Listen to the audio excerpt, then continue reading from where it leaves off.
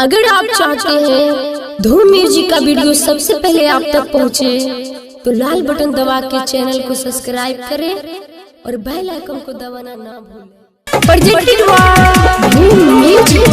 चांद को भी मिल गई चांदनी, अब सितारों का क्या होगा। चांद को भी मिल गई चांदनी, अब सितारों का क्या होगा।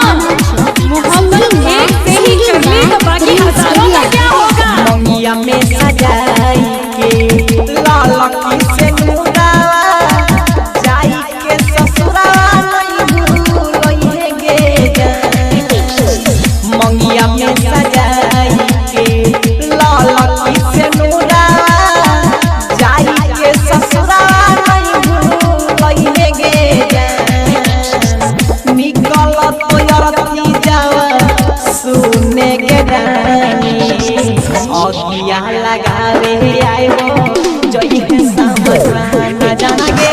निकल तो यारती जावा सुने के रानी, अगिया लगावे आयो जई है समझना। आज की ये शाम इतनी सुहानी न होती, हर चाहत के पीछे कोई कहानी न होती। कुछ तो असर जरूर होता है प्यार में, वरना गोरी राधा सांवली शाम की दीवानी न होती।